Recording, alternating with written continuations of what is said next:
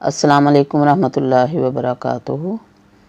قصص القرآن علامہ حافظ ابن کثیر رحمۃ اللہ علیہ، سبق نمبر 51۔ حضرت صالح علیہ السلام کا واقعہ ہم پڑھ رہے ہیں۔ آج کا سبق حضور صلی اللہ علیہ وآلہ وسلم کی احادیث مبارکہ پر مشتمل ہے جو قوم سمود کے بارے میں ہیں۔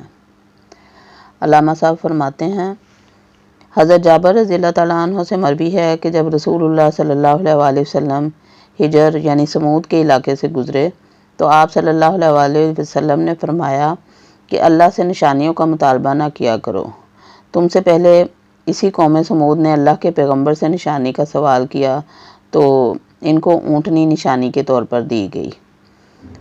وہ ایک رستے سے پانی پر آتی اور دوسرے رستے سے واپس جاتی۔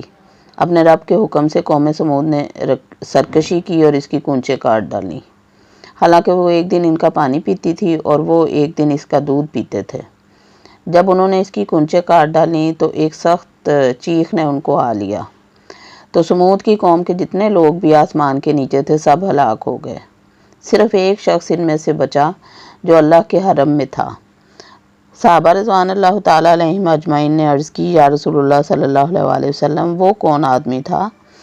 آپ صلی اللہ علیہ وآلہ وسلم نے فرمایا کہ وہ ابو رغال تھا، اور جب بھی وہ حرم سے باہر نکلا تو وہ بھی اسی عذاب میں گرفتار ہوا جس عذاب میں اس کی قوم تباہ ہو گئی تھی۔ یہ حدیث کتب ستہ میں موجود نہیں ہے مگر مسلم کی شرط میں سے ہے۔ حضرت اسماعیل بن امیہ یہ بیان فرماتے ہیں کہ نبی کریم صلی اللہ علیہ وآلہ وسلم نے ابو رغال کی قبر کے پاس نبی پاک صلی اللہ علیہ وآلہ وسلم ابو رغال کی قبر کے پاس سے گزرے۔ آپ صلی اللہ علیہ وآلہ وسلم نے فرمایا کہ تمہیں معلوم ہے کہ یہ کس کی قبر ہے؟ صحابہ رضوان اللہ تعالیٰ علیہم اجمعین نے عرض کیا کہ اللہ اور اللہ کا رسول صلی اللہ علیہ وآلہ وسلم بہتر جانتا ہے۔ آپ صلی اللہ علیہ وآلہ وسلم نے ارشاد فرمایا کہ یہ ابو رغال کی قبر ہے۔ یہ قوم سمود میں سے ایک شخص تھا۔ یہ اللہ کے حرم میں ہونے کی وجہ سے اللہ کے عذاب سے بچ گیا۔ پھر جب وہ حرم سے باہر نکلا تو اس کو بھی قوم سمود والے عذاب نے آ پکڑا اور یہیں ختم ہو گیا اور یہیں دفن ہوا، اور اس کے ساتھ سونے کی ایک ٹہنی بھی دفن ہے۔ تو یہ سن کر صحابہ کرام وہاں اترے اور اپنی تلواروں کے ساتھ اس جگہ کو کھود کر سونے کی ٹہنی نکال لی۔ امام زہری فرماتے ہیں کہ حدیث اس سند کے ساتھ مرسل ہے۔ ابو رغال قبیلہ ثقیف کا باپ ہے۔ ایک اور سند سے یہ حدیث متصل بھی مروی ہے کہ حضرت عبداللہ بن عمر رضی اللہ تعالیٰ عنہ فرماتے ہیں کہ جب ہم طائف کے علاقے میں گئے اور رسول اللہ صلی اللہ علیہ وآلہ وسلم ہمارے ساتھ تھے، تو جب رسول اللہ صلی اللہ علیہ وآلہ وسلم ایک قبر کے پاس سے گزرے تو میں نے سنا کہ آپ صلی اللہ علیہ وآلہ وسلم فرما رہے تھے، یہ ابو رغال ہے، یہ قبیلہ ثقیف کا باپ ہے اور اس کا تعلق قوم سمود سے تھا۔ چونکہ یہ حرم میں تھا اس لیے اس سے عذاب ٹلتا رہا۔ جب حرم سے باہر آیا تو اس جگہ اللہ کے عذاب نے اس کو گھیر لیا جس نے قوم سمود کو گھیرا تھا، اور وہ اسی جگہ دفن ہوا۔ اس کی نشانی یہ ہے کہ اس کے ساتھ سونے کی ایک چھڑی دفن کی گئی ہے۔ اگر تم یہ جگہ کھودو گے تو وہ چھڑی پا لو گے۔ لوگوں نے جلدی سے وہ جگہ کھودی اور وہ چھڑی نکال لی۔ ابو داؤد نے محمد بن اسحاق کی سند سے اسے روایت کیا ہے۔ شیخ ابو الحجاج المزی فرماتے ہیں کہ یہ حدیث حسن اور عزیز ہے۔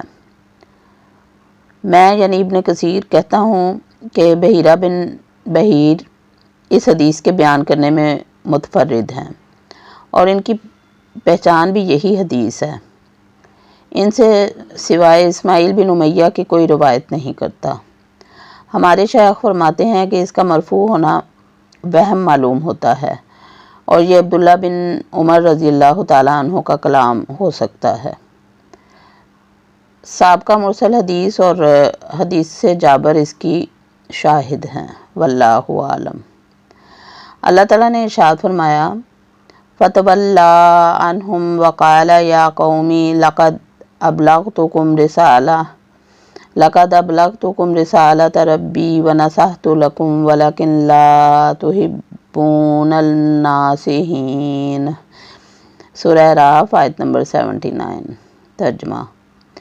پھر صالح علیہ السلام ان سے نا امید ہو کر پھرے اور کہا کہ اے میری قوم، میں نے تم کو اللہ کا پیغام پہنچا دیا اور تمہاری خیر خواہی کی، مگر تم ایسے ہو کہ خیر خواہوں کو دوست نہیں رکھتے۔ قوم کی تباہی کے بعد صالح علیہ السلام نے ان کو مخاطب کر کے جب وہ اپنا علاقہ چھوڑ کر کسی اور علاقے کا رخ کر رہے تھے یہ گفتگو کی، یعنی میں نے تمہاری ہدایت اور رہنمائی کے لیے ہر طرح سے کوشش کی اور میں نے اپنے قول و فعل اور اچھی نصیحت کے ساتھ تمہاری ہدایت کی حرص رکھی، لیکن تمہاری طبیعتیں اس کو قبول کرنے والی نہیں تھیں اور نہ آئندہ اس کے ماننے کا ارادہ تھا، اس لیے تم دردناک عذاب کی لپٹ میں آ گئے اور تمہارے ساتھ ہمیشہ ہمیشہ ہوتا رہے گا۔ کسی بھی حیلہ سے تم اس سے بچ نہیں سکتے اور نہ میں اس کو تم سے دور کرنے کی قدرت رکھتا ہوں۔ میری ذمہ داری پیغام پہنچانا اور خیر خواہی کرنا تھا، سو وہ جہاں تک میرے بس اور میری طاقت میں تھا وہ میں کوشش کر چکا، اور اللہ جو چاہتا ہے کرتا ہے۔ وما علینا الا البلاغ۔ اللہ حافظ۔